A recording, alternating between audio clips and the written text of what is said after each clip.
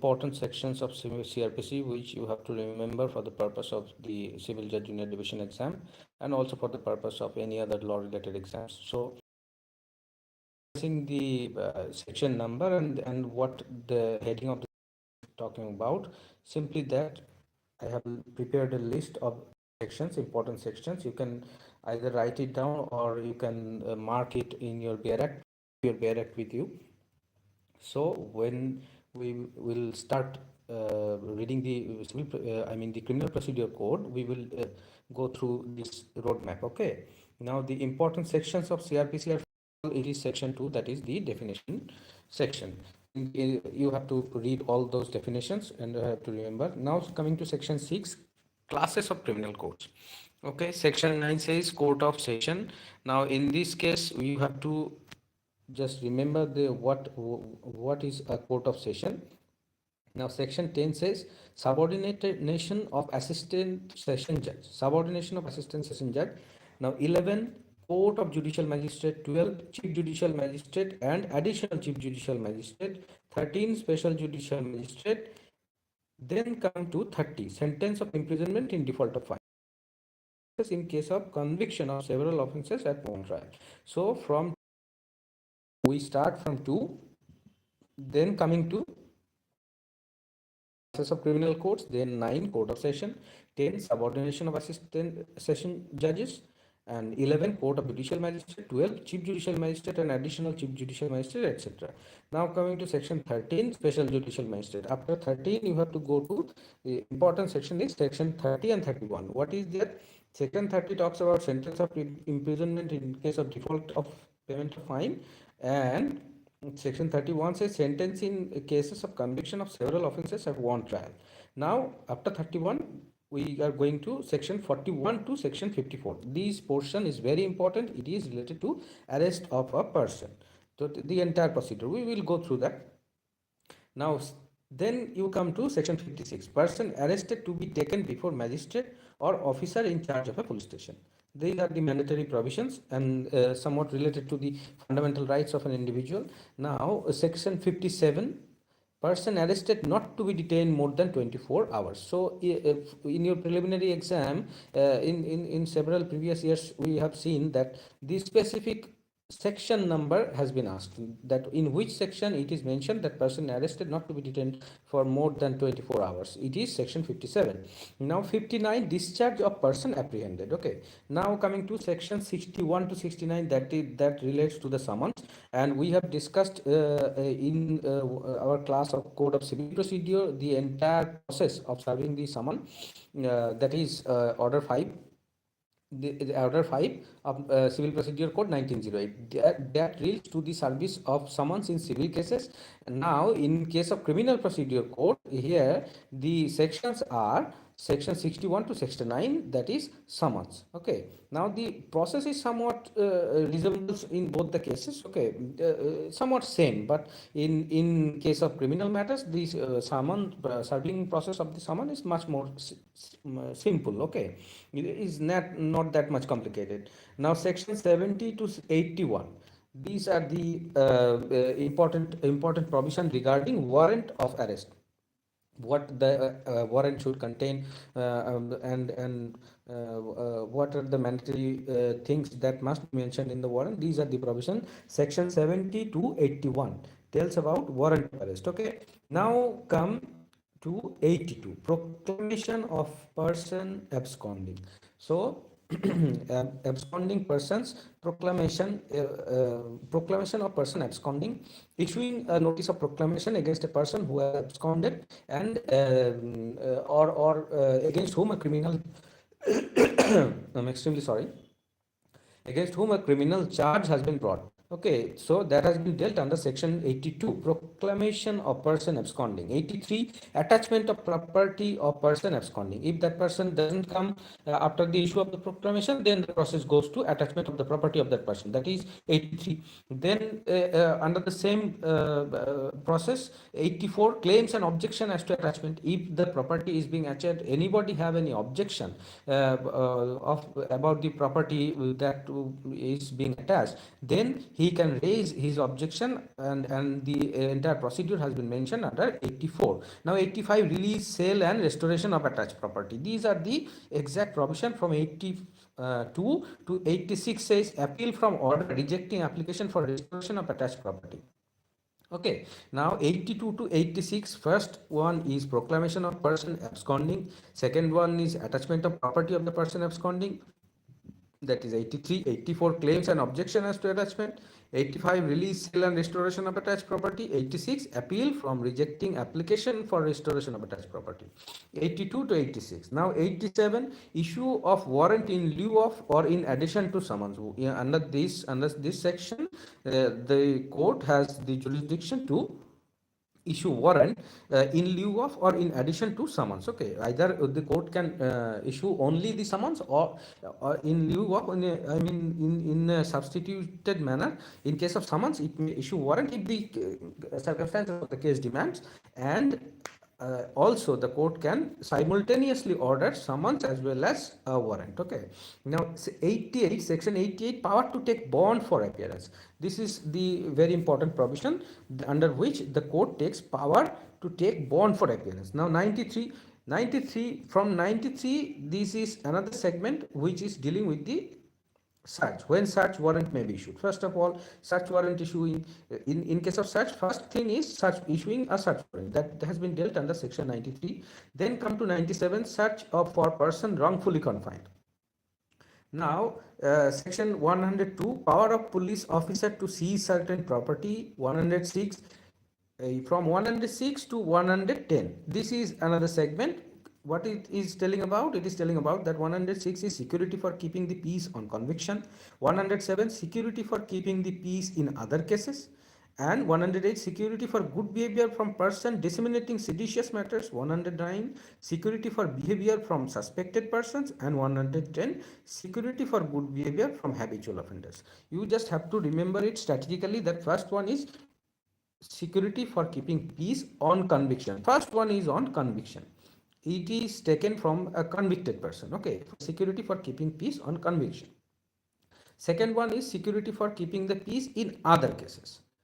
That is 107, security for keeping peace in other cases. Now 108, security for behavior from person disseminating seditious matter. The 108 deals with seditious matter. Seditious matter. You just have to remember security for good behavior from persons disseminating seditious matter. That is 108. 109, security for good behavior from suspected person. Okay, this person, on whom there is a suspicion. Okay, security for good behavior from suspected person. And 110, security for good behavior from habitual offender. So the 106 starts with conviction and 110 ends with habitual offender. And in between, 7 deals with in other cases, 8 deals with seditious matters, and 9 deals with suspected person. You just have to remember like this. Now coming to the portion of the maintenance.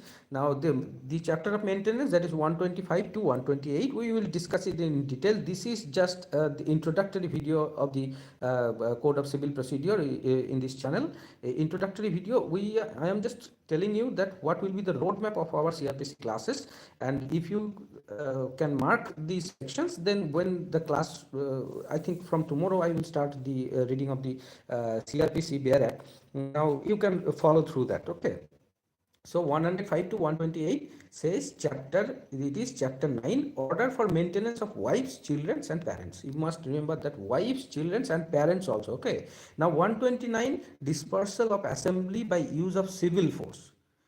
Coming to that part, 129, dispersal of assembly by use of civil force. 130, use of armed forces to disperse assembly. So 129 deals with talks about dispersal of assembly by use of civil force, and if the civil force fails, 130 says use of armed force to disperse assembly. Okay, protection against prosecution for acts done under preceding sections. So 132 says, this is not 131, it is 132. 132 says protection against prosecution acts done under preceding section. So if any official has done something in accordance with the law, then he will be protected from prosecution. Now 133, conditional order for removal of nuisance. Okay, 133 deals with conditional order for removal of nuisance. 144, power to issue order in urgent cases of nuisance or apprehended danger. This is a very important section, we will discuss in detail.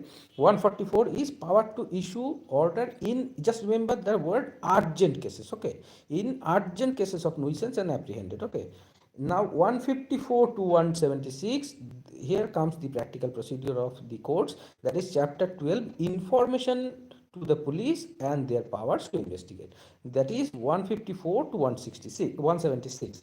Now section 177 to 189 deals with jurisdiction, that is chapter first one, FIR, lodging the FIR and investigation, that is chapter 12. Now chapter 13, jurisdiction of the criminal courts in inquiries and trials. Okay, the chapter 13 is from 177 to 189. Now section 90 says cognizance of offences by magistrate. Now after the FIR have been lodged and the investigation have been completed or going on, and the jurisdiction of the criminal courts have been dealt with under the Code of Civil Procedure, here comes the provision 190, the cognizance of offences by magistrates. Now 195, prosecution for contempt of lawful authority of public servants for offences against public justice and for offences relating to documents given in evidence. This is very important section. You just mark these sections on your bare act, so that at the time of exam you do not have to go through all the sections. You can rely on this list, and it will help you. I mean, 70% of your preparation will be completed if you follow just only this list. Okay, now coming to 196, prosecution for offences against the state and for criminal conspiracy for commit such offences.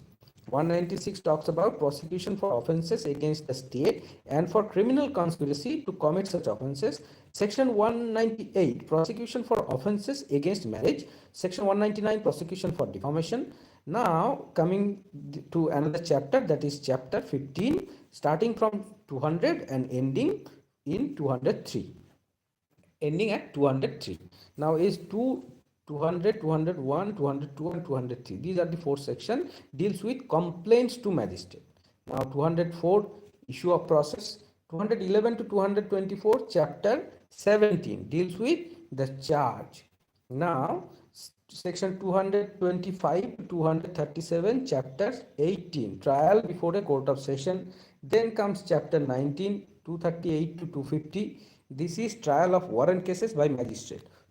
Now if you kindly concentrate on this part, see from 200 the court proceedings, the criminal in criminal matters, the court proceeding has already been started. First of all, it has been started from 190, the by cognizance of offences by magistrate. Always remember, the magistrate is the only authority competent to take cognizance of any offence. Whether it is tribal by sessions or tribal by magistrate, it doesn't matter. In case of taking cognizance, magistrate is the authority. Now from 90 that proceedings have been started. Now from in 200, complaints to magistrate, these are the 190 to 199, these are several cases, but these are relating to the FIR lodged and the police case. Now from 200 to 203, complaints to magistrate, these are complaint cases. Now after that 204, issue of process. Now 211 to 224, that is the charge, framing of charge. And in that chapter we will discuss about the alteration, addition, deletion of charge, consequences of not framing the charge, framing a charge at a later stage. These are the consequences and the circumstances have been dealt under this chapter. Now section 225 to 37 just state that trial before a court of session. This is chapter 18. 19 says trial of warrant cases by magistrate. Now 20 says trial of summons cases by magistrate. So 211 to 224, 225 to 237, 238 to 250 and 251 to 259, trial of summons cases by magistrate. Now coming to 260 power to try summarily, 261 summary trial by magistrate of the second class, and 262 procedure for summary trial. These are the specific three provisions relating to summary trial. Please kindly mark these three sections for summary trial, because in preliminary exam questions from summary trial generally asked. Okay, now to section 265 to section planning. Okay, now section 300, persons once convicted or acquitted cannot be tried for the same offense. This is the principle of atrofes acquit and atrofes convict. It is very important section. We will discuss this specific section in detail. Now 304, that is legal aid to the accused at state's expense in certain cases. So legal aid to the accused at state expenses in certain cases have been provided under which section? That is section 304. Now section 307, power to direct tender, it is 307. Just a minute, there may be a mistake. Okay, power to direct tender of pardon. Kindly go through the Bear Act. It may be 306 or 307. I have a little bit of confusion, but the Bear Act is not with me just right now. So, power to direct tender of pardon, there is either it is in 306 or 307. Okay, now 311, power to summon material witnesses or examine persons present. So this is very important section, that is 311, power to summon material witness or examine person present. This is for the witness or examined person present. For them 311. 313, power to examine the accused. So 311 is for the material witnesses and examined persons present, and 313 is for the examination of the accused. 315 is accused person to be a competent witness. Now, accused person always is a competent witness to support his own case. Okay, so in this case, this is if there is a procedure that the accused person have to apply it in written form. We will discuss the section in detail. But 311, 313, and 315, very very important sections. Okay, now 320, compounding of offences. You know that compounding of offences means that the victim or the aggrieved person releases the criminal from the liability, is either with the consent of the court or with it is always with the consent of the court, but always this provision is not available. Okay, these are the compounding of offences generally available to offences of private nature. Okay, if the offence is of public nature, because but that means that if the society is affected, then the one individual people cannot compound the offense of an offender. Okay, now after 320, coming to 366, that is sentence of death to be submitted by court of session for confirmation. This is the specific provision which has been asked in previous years, that under which section it has been mentioned that sentence of death to be submitted by the court of session for confirmation. So it is section 366, under which it has been said that if a sessions court passed sentence of death, then it must send it for the for confirmation to the concerned high court. And if the high court allows or upholds or confirms the death sentence, then and then only it can be executed, otherwise not. Now coming to 368, power of high court to confirm sentence or annul conviction. So the High Court have power to confirm sentence or annul conviction. 395, reference to High Court. 401, High Court's power of revision. So where is the revisional power of the High Court is mentioned under which section in case of criminal matters? This is section 401. Now coming to 436, in what cases bail to be taken. This is the provisions starting from 436, that is relating to the bail. Now 436 says in what cases bail to be taken. Now 436A, maximum period for which an under trial prisoner can be detained. So 436A says maximum period for which an under trial prisoner can be detained. 437, when bail may be taken in case of non-bailable offences.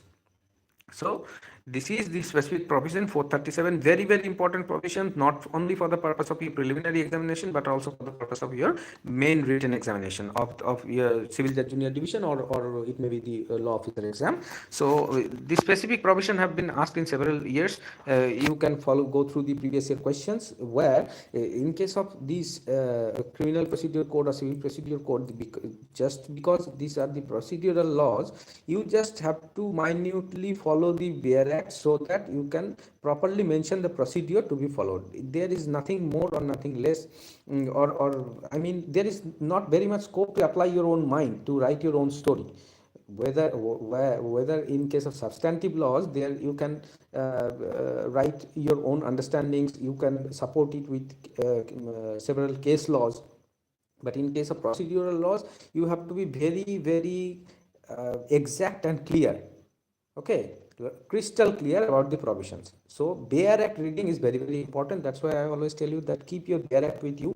Some days due to the poor connection of the internet, as I am not a professional YouTuber, so it happens that someone said me that, sir, in your previous video of the Code of Civil Procedure Order 7, the video is too much hazy, we cannot concentrate. So I'm extremely sorry for that inconvenience, but please keep your bare act with you. I think all the videos are not hazy.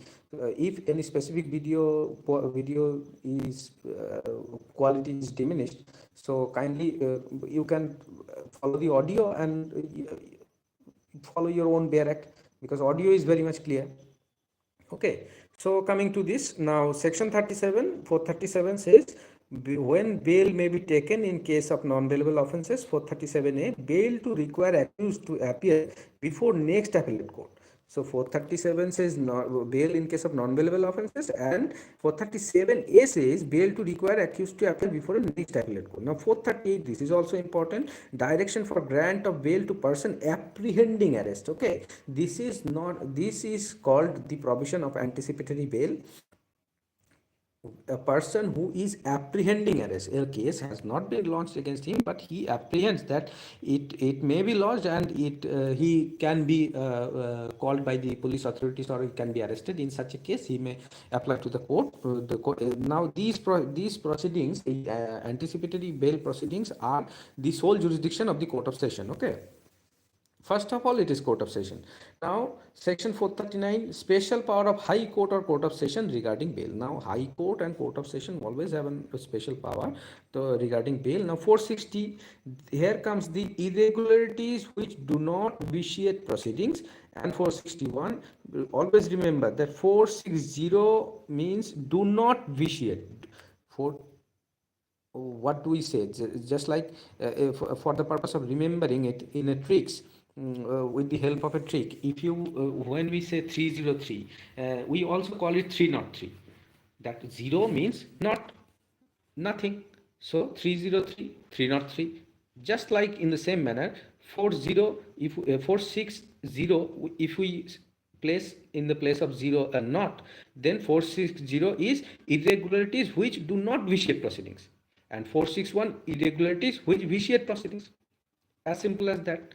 Just because there is a 0, that means the irregularities which do not vitiate proceedings are mentioned under 460, and 461 irregularities which vitiate proceedings. Now coming to 468, bar to taking cognizance after lapse of the period of limitation. This is important, and we will go through the entire provisions of the relationship of limitation law with the criminal procedure code, and the what are the impacts and why it is given, and it is also given to a limited extent, not like the civil procedure code or the Indian Limitation Act generally is applicable to the civil procedure code, but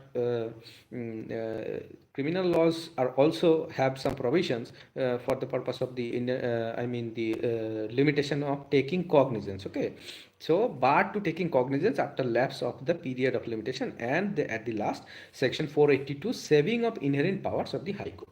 So these are the exact sections which you have to follow and read very carefully and with minute details. Okay, from 2 to 482, these are the sections we will discuss in our CRPC classes when we start the CRPC reading classes.